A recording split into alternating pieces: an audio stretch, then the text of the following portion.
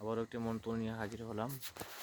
বান উল্টে দেওয়ার মন্ত্র। হ্যাঁ, বান উল্টে দেওয়ার মন্ত্র। কোনো তান্ত্রিক, কোনো গুণিন যদি আপনাকে বান মারে, তো সেই ক্ষেত্রে কী করবেন, আপনি কিন্তু যে কোনো বান উল্টে দিতে পারবেন। ধরুন আপনাকে বান মেরেছে, আপনি সহ্য করতে পারছেন না, ছটফট ছটফট করছে, আপনাকে কেন, অন্য কাউকে বান মারুক। তো কীভাবে কাজটা করবেন সেটা আমি বোঝাচ্ছি। ধরেন আপনি কবিরাজ, আপনি তান্ত্রিক, ওঝা, আপনার কাছে একটা পেশেন্ট এসছে, আপনি তো বান কাটাতে পারেন। হ্যাঁ, আপনি অনেক লোকের বান কাটিয়েছেন, মানছি আমি, কিন্তু আপনার মনে যদি একটা থাকে, যে জেদ থাকে, যে বানটা মেরেছে উল্টা তাকে আমি বানটা মারবো, যে বানটা মারা আছে সেই বানটাই তারই গিয়ে লাগবে, যে তান্ত্রিক করেছে। তো সেরকম একটা মন্ত্র নিয়ে হাজির হয়েছি। আর এরকম মন্ত্র কিন্তু সহজে কেউ দেবে না। তো আপনারা যা চাইবেন, মন খুলে চাইবেন, মন খুলে পাবেন। তো বান ঘুরিয়ে দেওয়ার মন্ত্র খুবই সহজ একটা মন্ত্র।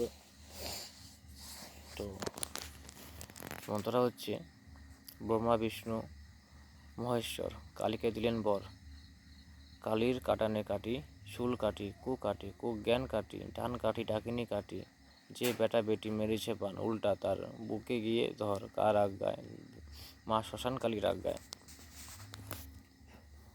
আবারও মন্ত্রটা বলছি, ব্রহ্মা বিষ্ণু মহেশ্বর কালিকা দিলেন বর, কালীর কাটান কাটি, শুল কাটি, কু জ্ঞান কাটি, ডান কাঠি ডাকিনী কাটি, যে বেটা বেটি মেরেছে বান উল্টা তার বুকে গিয়ে ধর, কার আজ্ঞায়, মা শ্মশান কালীর আজ্ঞায়। এই মন্ত্রটা তুমি 7 বার পাঠ করতে হবে। কী করে করতে হবে? 7 ঘাটের জল লাগবে।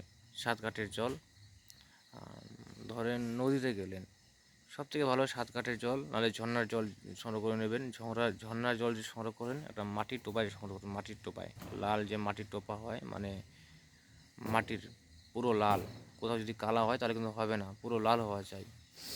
তো মাটির টোপা হয়ে গেল, মাটির টোপায় করে ঝর্ণার জল সংগ্রহ করতে হবে। সকালে সূর্য ওঠার আগে সংগ্রহ করে নিলেন। আর তা যদি না হয় তাহলে হচ্ছে 7 ঘাটের জল সংগ্রহ করবেন।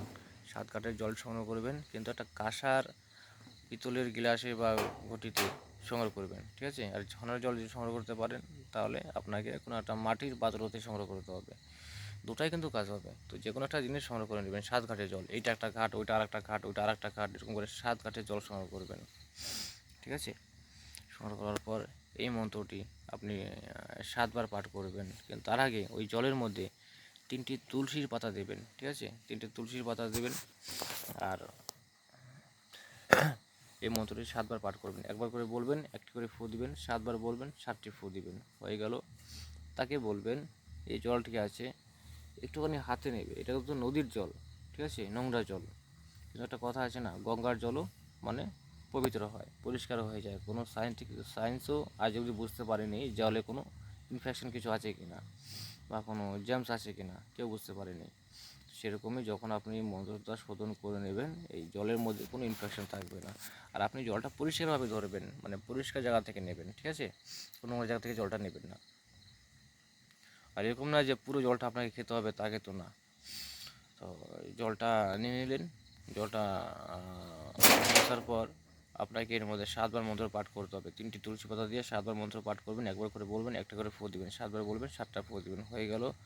হাতে করে 2-4 ফোঁটা জল নিয়ে খেলেন, ঠিক আছে? এরকম করে 3 বার খেতে হবে। 1 বার, 2 বার, 3 বার। 3 বার খেয়ে নিলেন, আবার হাতে জল নিলেন, একবার নামালেন, আবার জল নিলেন, আবার 2 বার নামালেন, এভাবে আবার জল নিলেন হাতে, আবার এরকম করে পিছন দিক দিয়ে নামিয়ে দিলেন, ঠিক আছে? 3 বার নামানো হয়ে গেল। বাকি যে জলটুকু থাকলো, আপনি যখন চান করতে যাবেন কি না, আপনি তখনই চান করতে চলে যান। চান করতে গেলেন, চান করার সময় আপনার যেই বালতিতে জল থাকবে চান করার জন্য, সেই বালতির মধ্যে জলটা ঢেলে দিলেন, তুলসী পাতা সহকারে ঢেলে দিলেন।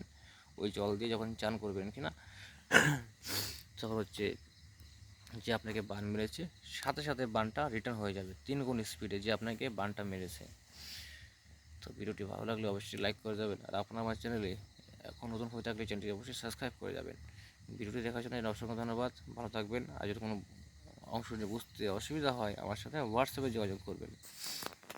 ভালো থাকবেন সবাই।